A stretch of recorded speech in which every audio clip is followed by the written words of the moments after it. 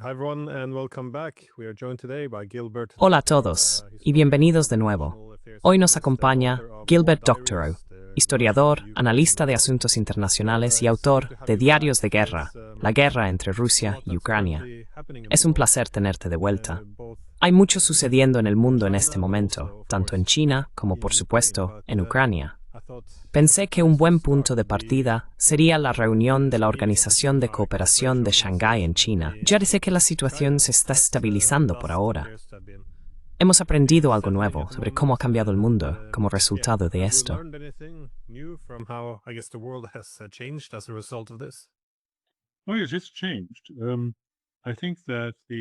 Oh, sí, ha cambiado. Creo que la Organización de Cooperación de Shanghái, que estaba apartada, que realmente no atraía la atención del público en general en Occidente e incluso de los especialistas, ha pasado a primer plano por delante de los BRICS. Y la razón por la que lo digo es que los BRICS se han estancado, han avanzado lentamente debido a los intereses diversos de los miembros fundadores, en particular Brasil y Sudáfrica, que en el pasado, cuando llegaba el momento de votar sobre la incorporación de nuevos miembros, miraban de reojo a Estados Unidos y cómo su alineamiento con Rusia y China podría afectar sus relaciones continuas con Estados Unidos.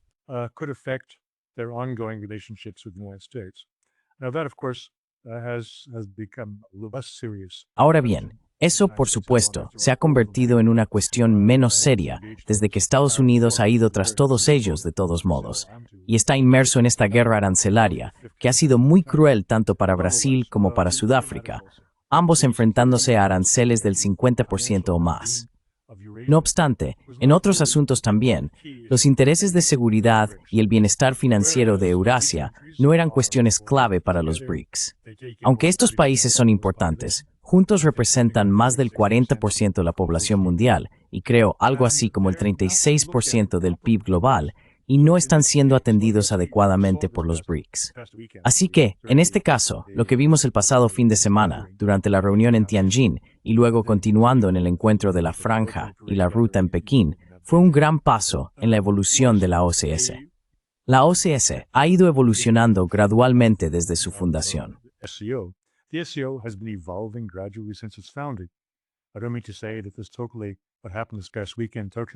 No quiero decir que lo ocurrido este pasado fin de semana cambie totalmente la declaración de objetivos o los intereses de la OCS, pero sí que lo eleva significativamente a un plano superior y a uno que requiere mayor atención por parte de la comunidad internacional. Lo que tengo en mente es el aparente énfasis principal que ahora se pone en el bienestar financiero y material de las poblaciones de Eurasia. Eso parece haber pasado por delante de las consideraciones de seguridad originales que tuvieron de entes fundacionales de la OCI. Y en ese contexto, hecho me está haciendo, en mi opinión, el auge de la India. ¿Ha quedado claro?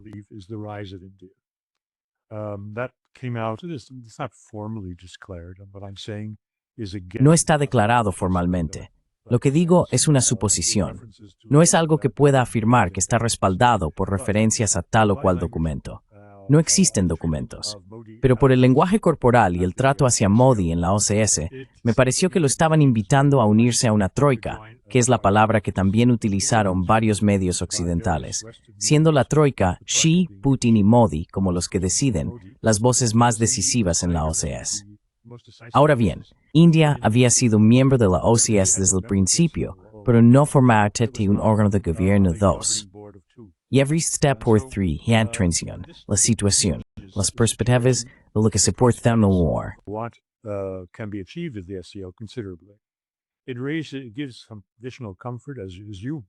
Ofrece un consuelo adicional, como mencionaste en nuestra última conversación. Da un consuelo adicional a Rusia porque no está sola como socio menor de China. Y creo que todo este desarrollo o esta interpretación de lo que está ocurriendo ha recibido un respaldo adicional con la decisión de Modi ayer de no acudir a la Asamblea General de las Naciones Unidas en septiembre en Nueva York como una especie de protesta contra la administración estadounidense. Sin duda, la India se ha alejado más de Estados Unidos de lo que la administración Trump pensaba que lo haría, y se ha acercado más a Rusia y, aunque de forma algo reticente, incluso más a China. Así que estos son los grandes acontecimientos.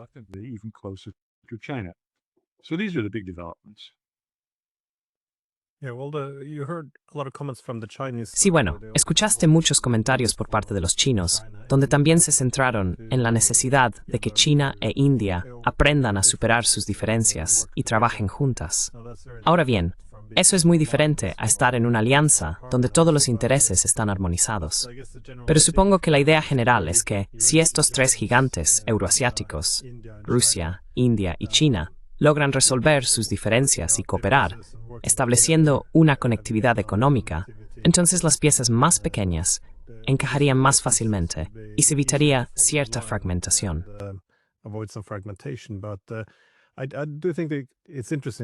Creo que es interesante, porque estos tres países constituyen 3 de las 4 mayores economías del mundo en términos de paridad de poder adquisitivo. El que falta, sin embargo, sería Estados Unidos.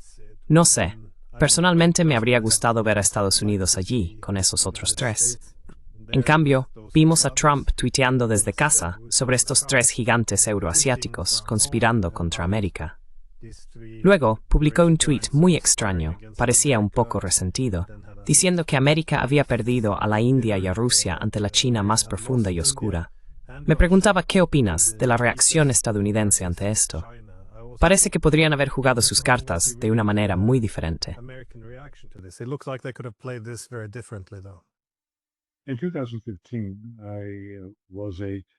En 2015, fui líder de un panel en una conferencia de paz en Massachusetts, en una conferencia del MIT. El participante más importante o conocido allí era Noam Chomsky. Estaban hablando sobre las relaciones con Rusia, era 2015, y alguien había dicho que sí, esta administración había perdido a Rusia. Chomsky objetó, dijo, no puedes perder algo que nunca tuviste. Y lo mismo ocurre con los acontecimientos actuales. Estados Unidos no poseía la India, y no hay a quien culpar por haberla perdido. Aunque es bastante evidente que Trump ha introducido una complicación en la relación que llevará un tiempo resolver.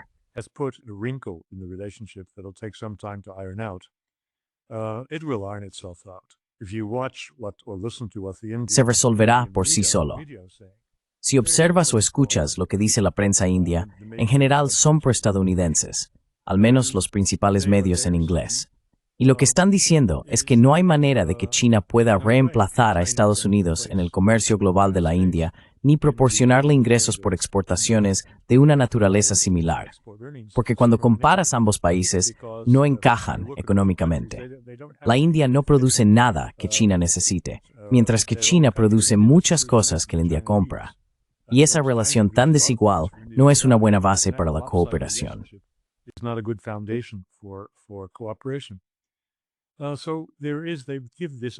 Así que presentan este argumento de por qué Estados Unidos siempre será un factor importante en las relaciones económicas de la India, y de las relaciones económicas se derivan las relaciones políticas. Por lo tanto, creo que este es un problema temporal. Además, toda la lógica del ataque arancelario de Trump contra la India se basaba en la continua compra de hidrocarburos rusos por parte de la India.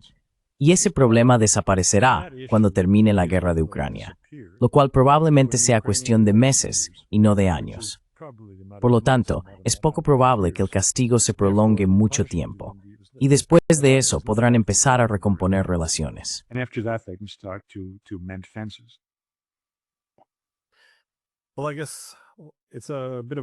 Bueno, supongo que también es un proceso de aprendizaje.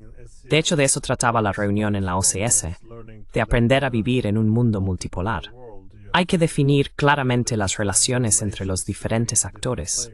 No es injusto decir que los estadounidenses también tienen un proceso de aprendizaje ahí.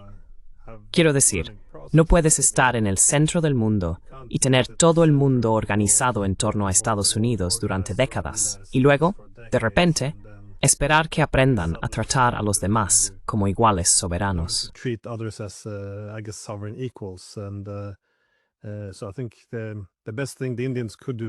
Así que creo que lo mejor que podían hacer los indios es lo que hicieron, simplemente plantar cara y marcar límites. No van a alinearnos en una silla frente al escritorio de Trump como a los europeos. Se nos tratará como iguales, y eso le da a Estados Unidos algo de tiempo para rectificar algo. No creo que esto sea irreparable. Es, evidentemente, un gran bache en el camino, pero me parece razonable y parte de un proceso más amplio. Cuando oigo a Trump hacer declaraciones como «Sin América, el mundo moriría», se ve que todavía queda camino por recorrer, supongo, para adaptarse a esta multipolaridad.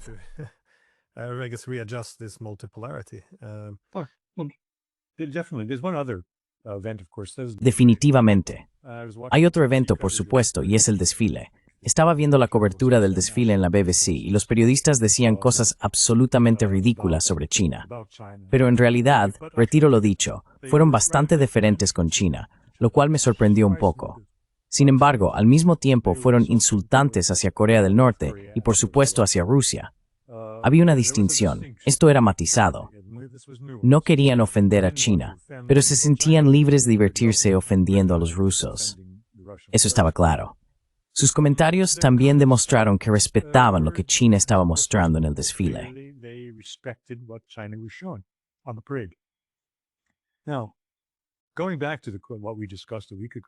Ahora, volviendo a lo que discutimos hace una semana, esta cuestión del equilibrio entre Rusia y China, y cómo la India ayuda a que Rusia se sienta cómoda en una nueva situación donde la economía será tan importante, o incluso más, que la seguridad. Quiero mencionar algo que escuché en la televisión rusa. Fue en el programa Noche con Vladimir Solovyov, hablando sobre el desfile militar en Pekín. Me sorprendió, pero hay que decirlo, debería ser un tema de debate entre los espectadores.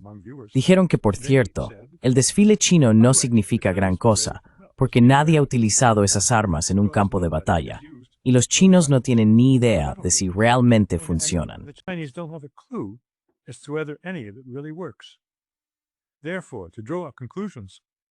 Por lo tanto, sacar conclusiones sobre la fortaleza del ejército chino, que no ha sido probado en combate desde hace, no sé, 20 o 30 años, excluyendo esa pequeña escaramuza, bueno, no.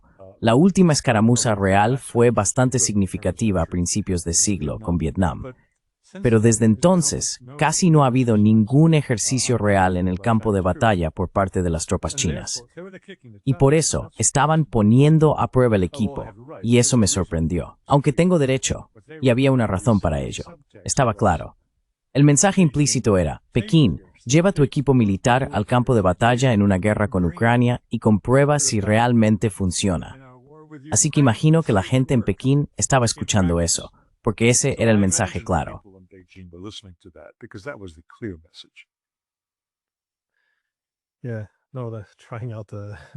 Sí, no, están probando. Pero además, aparte de animar a China a involucrarse un poco en la guerra de Ucrania, también está el hecho de que nadie se siente cómodo con ningún desequilibrio, ninguna falta de simetría. La gente suele centrarse en el equilibrio de poder entre adversarios, pero dentro de cualquier institución, también necesitas un equilibrio de poder. Por eso, como he visto en Occidente político, la Unión Europea es un formato para que el poder de negociación colectivo tenga cierta simetría con Estados Unidos. Incluso dentro de la UE, funciona mejor si tienes a Alemania como potencia económica y a Francia como potencia militar. Era mejor cuando los británicos estaban dentro, porque de nuevo había cierto equilibrio. Una vez que demasiado poder empezó a concentrarse en Alemania, ya se vio como, desde Grecia hasta Polonia, Anakin se empezó a expresar cierta incomodidad.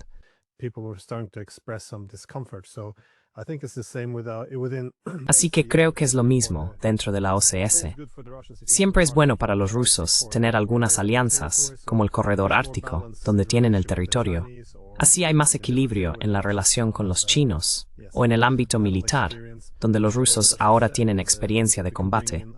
Pero también, como has dicho, si puedes incorporar a otros grandes gigantes euroasiáticos como la India, entonces los rusos pueden encontrar su acomodo.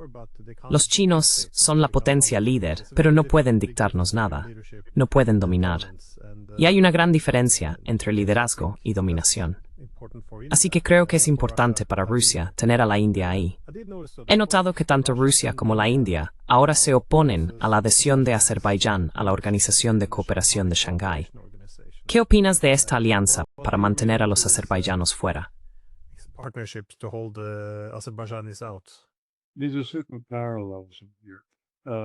India. Existen ciertos paralelismos en Europa. India vetó la membresía de Azerbaiyán y Pakistán vetó la membresía del pequeño enclave de Pashinyan en el sur del Cáucaso, Armenia. Son cuestiones vinculadas.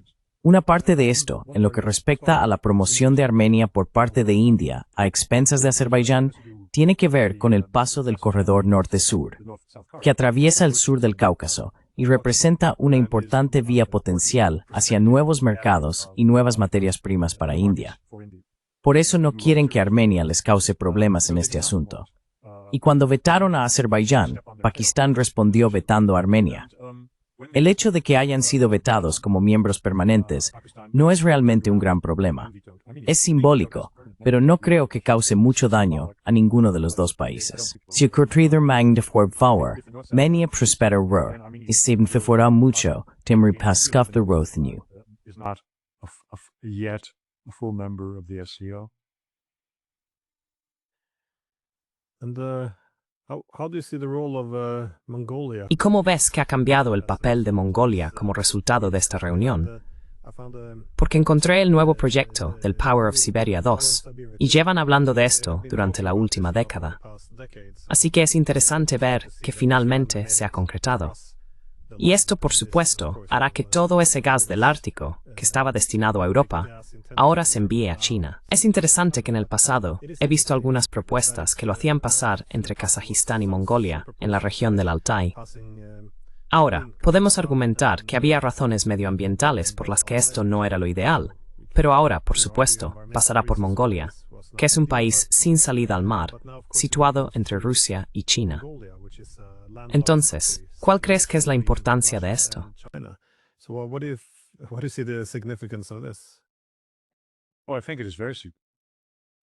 Landlocked it may be Oh, between those two creo que es muy countries, that sencillo. does not prevent it. Aunque esté enclavada entre esos dos países, eso no ha impedido que Estados Unidos haga todo lo posible por captar la atención en Mongolia, para mostrar lo maravilloso que sería tener relaciones más estrechas, económicas, geopolíticas, de todo tipo, con Estados Unidos. Ahora, esto pone fin a eso. Creo que como participante en el proyecto Poder de Siberia 2, como país de tránsito, Mongolia disfrutará de considerables tasas de tránsito. Más importante aún, no se atreverá a hacer nada en contra de los intereses de sus dos vecinos, porque el proyecto es tan importante, tan grande, tan importante tanto para Rusia como para China, que cualquier indicio de que Mongolia no apoyaba o imponía restricciones injustas y exigencias de precios al sistema de tránsito podría acarrear consecuencias graves, incluidas consecuencias militares para Mongolia. Así que, con Estados Unidos fuera de escena, ese es Mount terrifying. That's a very big change. This is a bit of a risk as well, though, isn't it? I mean, before 2000. Esto también supone cierto riesgo. ¿No es así? Quiero decir, antes de 2004, cuando Occidente apoyó la Revolución Naranja en Ucrania, antes de eso, creo que alrededor del 80% del gas ruso hacia Europa pasaba por Ucrania. Y siempre que eres un país de tránsito, si alguien quiere interrumpir esa relación, es un instrumento disponible. Pensaba que una de las ventajas para China y Rusia es que comparten una frontera enorme, donde no tienen que depender de un estado de tránsito, que podría ser, bueno, donde una gran potencia como Estados Unidos podría intervenir y alterar las cosas. Y creo que Estados Unidos intenta posicionarse como el tercer vecino de Mongolia, simbólicamente, pero aún así para equilibrar la excesiva dependencia de los chinos y los rusos. ¿Pero es esto algo que preocupe a rusos y chinos? No lo creo. I don't think so. Mongolia is not Ukraine. Mongolia is not Poland. Mongolia no es Ucrania. Mongolia no es Polonia. No hay necesidad de rodear las fronteras de Mongolia porque su población es insignificante y no tiene partidarios ni aliados en su frontera occidental ni en ninguna otra, como sí tenía y tiene Ucrania. Por lo tanto, la posibilidad de que Mongolia lleve a cabo maniobras sucias contra sus grandes vecinos simplemente no existe. ¿Cómo podría Estados Unidos, aparte de enviar zapadores para volar el oleoducto, cómo podría Estados Unidos hacer algo que fuera en contra de los intereses del proveedor y del país comprador que transita por Mongolia? Así que es una situación diferente. Y creo que hay muchos aspectos sobre la ruta del gasoducto Siberia 2 que no se cubren en la prensa, pero sí se cubren en la prensa rusa. But do get covered in the Russian press.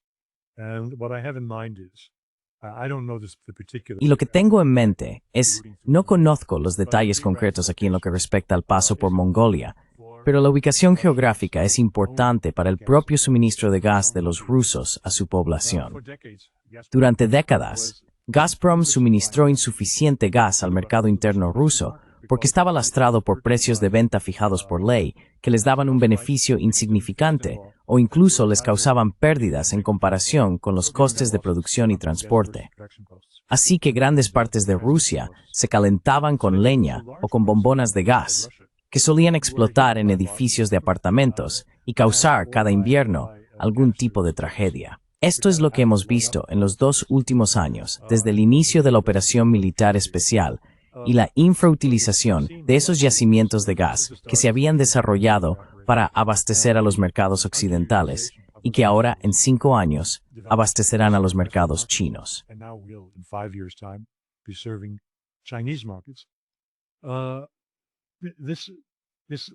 Esta situación proviene de directrices de Putin a Gazprom para gasificar el país.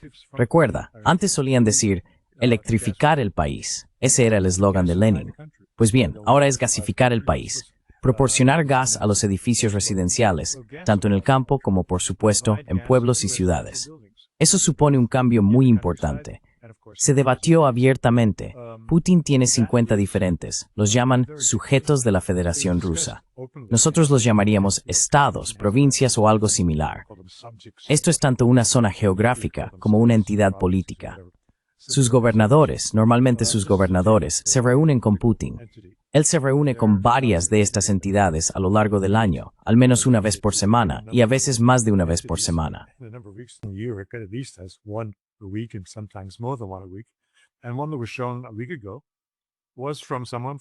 Y uno que se mostró hace una semana era de alguien de la región del Lejano Oriente, un gobernador, que explicaba cómo con el nuevo gasoducto Siberia 2 finalmente recibirían asignaciones sustanciales de gas de Gazprom y podrían por fin construir una gran fábrica de fertilizantes porque hay mucha agricultura.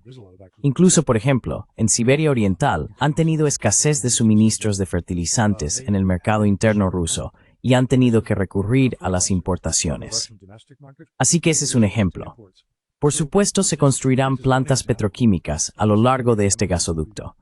Así que esto puede haber influido en la decisión de hacer pasar el gasoducto por Mongolia, es decir, ese lugar en particular desde donde Rusia suministraría a China. No lo sé con certeza, pero imagino que fue una de las consideraciones.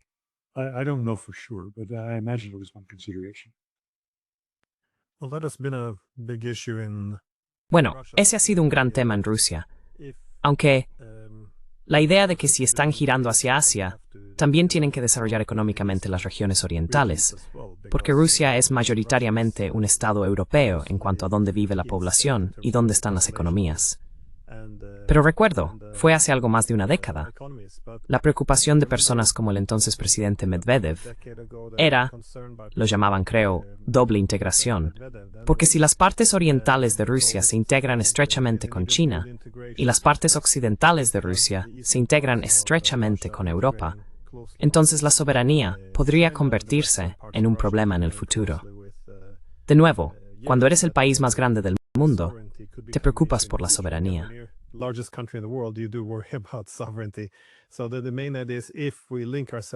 Así que, la idea principal es que si nos vinculamos a China, no solo necesitas las partes orientales de Rusia para conectarte con China, sino que también necesitas que el resto del país se vincule más estrechamente con las regiones orientales de Rusia. Así que supongo que este tipo de proyectos de gas que conectan el Ártico con el este de Rusia y China tienen, además de un propósito económico, un objetivo geopolítico de consolidar el control soberano y no preocuparse por una posible fragmentación. De nuevo, no hace tanto tiempo que la Unión Soviética colapsó y Occidente expresó cierto deseo de que ocurriera lo mismo con la Federación Rusa, así que existe cierta inseguridad al respecto. Just as a last question, though, I want to ask after the. Solo como última pregunta, quiero preguntar, después de la cumbre de la OSCE, los chinos celebraron el 80º aniversario de la derrota de Japón en la Segunda Guerra Mundial. ¿Qué opinas de la atención especial que se le dio entonces a Rusia y Corea del Norte? Porque en la OCS parecía que eran Rusia e India, y luego en el desfile militar estaban Putin y Kim Jong-un. Así que, de nuevo, la cobertura en los medios aquí en Occidente ha sido muy superficial. Simplemente dictadores, ya sabes, porque no es legítimo sin nosotros. Pero sí es interesante lo mucho que se elevó a Corea del Norte. Esto llamó la atención. Me resultó extraño.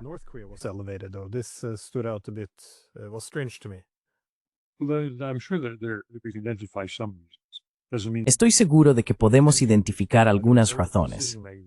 Eso no significa que estas sean las razones reales. No sé qué tenían en mente los responsables de la decisión cuando la formularon de esta manera, como acabas de describir.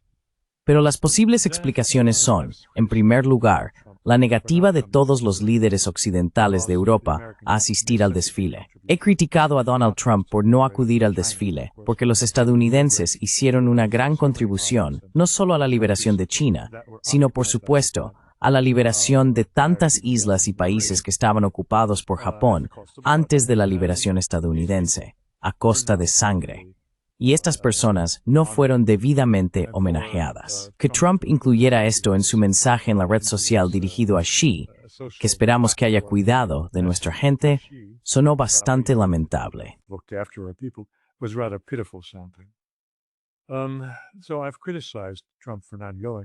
Así que he criticado a Trump por no ir, pero puedo entender varias razones. Por supuesto, las razones se multiplicaron a medida que se acercaba la fecha. Presumiblemente, él quería ir. Había prohibido a la presidenta de Taiwán hacer escala en Nueva York durante una visita a Estados Unidos, y esto fue hace 2 o 3 semanas. Esto fue interpretado, creo que correctamente, por los analistas en Occidente como una señal de que Trump no quería disgustar a los chinos debido a las próximas celebraciones en Pekín, lo que significaba que quería ir. Y luego vemos que no fue. Sin ningún otro líder occidental presente, por supuesto que no podía ir.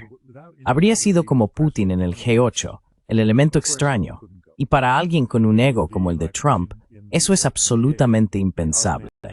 Pero no es solo un ego como el suyo.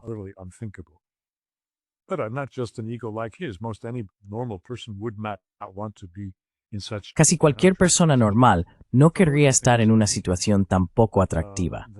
Creo que a Modi le pasó lo mismo. No quería ser el raro, y especialmente cuando se sabía que el verdadero invitado de honor sería Kim. Por lo tanto, hay explicaciones para lo que vimos en la pantalla y por qué los otros posibles asistentes no acudieron. No se dijo ampliamente en la BBC ni en otros medios occidentales que los líderes no estaban allí, no porque no fueran invitados, sino porque se negaron a aceptar la invitación. Eso debería haberse mencionado. No se hizo. El público lector, o el público que ve la televisión en Occidente, no tiene ni idea de por qué los líderes occidentales no estaban allí. Y puede escuchar esta propaganda que tú repetiste, que decía que se pretendía que fuera una reunión de autoritarios. Esa no era la intención.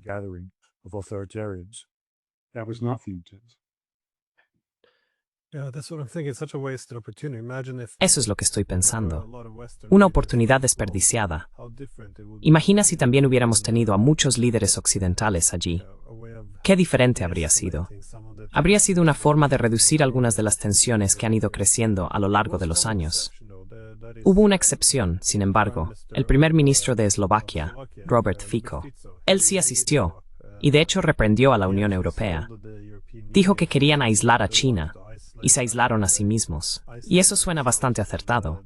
También estuvo Vučić, por supuesto, de Serbia, pero ellos no forman parte de la Unión Europea. Pero fue interesante que Fico estuviera presente. Pensé que si alguien iba a romper filas sería Orbán, ya que suele destacar. Pero sí, esta vez fue Fico.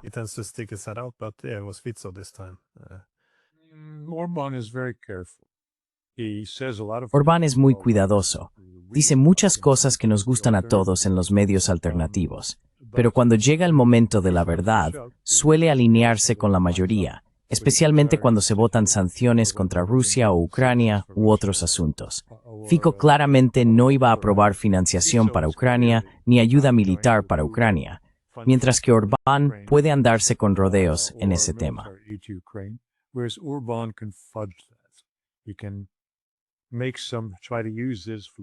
Puede intentar utilizar esta influencia para recuperar parte del castigo que se le ha impuesto a Hungría debido a su enfoque generalmente no alineado o independiente respecto a muchos temas de política exterior de la UE. Una última cosa que me viene a la mente. Me alegró mucho descubrir esta mañana que el Times of India, medio por el que normalmente no tengo mucha estima, ya que son muy sensacionalistas en sus podcasts de YouTube, recogió mi entrevista en RT del 4 de septiembre, en la que denuncié al secretario general por la declaración más escandalosa que hizo, la cual fue grabada y emitida en televisión. Dijo que nosotros en Occidente no tenemos que prestar ninguna atención a Putin ni a lo que piensa sobre la situación sobre el terreno en Ucrania, porque al fin y al cabo, Putin no tiene más poder que el gobernador de Texas. Putin has no more power than the governor of Texas. Líderes como Arute o Kaja Kallas están diciendo cosas absolutamente escandalosas y nadie les está respondiendo adecuadamente. Me alegra haber tenido la oportunidad de hacerlo, pero deberían recibir críticas desde todos los frentes. Se están presentando de una manera muy torpe. El nivel del lenguaje es el que escucharías de un tipo en el taburete de al lado en un bar que ha bebido demasiado. Hay declaraciones totalmente disparatadas. They're completely wild statements. But it's not that long. Only No hace tanto tiempo, solo hace 30 años. Cuando hablábamos de seguridad, la gente usaba términos como seguridad indivisible y no aumentes tu seguridad a expensas de otros. Esto siempre fue un tema central, pero hoy en día la idea es que Rusia no debería tener nada que decir en absoluto. Quiero decir, no tienen poder de veto, y la OTAN representa a Europa, donde Rusia no forma parte de la OTAN y no tiene voz. Es decir, estos esfuerzos por privarles de una voz institucional solo les han dejado el recurso militar para evitarlo.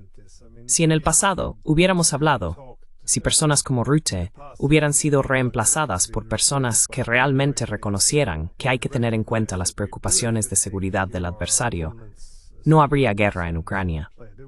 E incluso ahora que estamos perdiendo la guerra, siguen sentados diciendo, bueno, ¿por qué le escuchamos? Es, ya sabes, el gobernador de Texas. Es bastante extraordinario, pero it's quite extraordinary, but yeah, no, it's Tengo un mensaje positivo para cerrar mi intervención. Hace un día tuve una larga conversación con un miembro del Parlamento Europeo y escuché con gran satisfacción su opinión, y él conoce a mucha gente allí, de que von der Leyen no durará 6 meses, que está de salida. Y si ella se va, entonces todo el grupo, esa pandilla de insensatos, se irá con ella.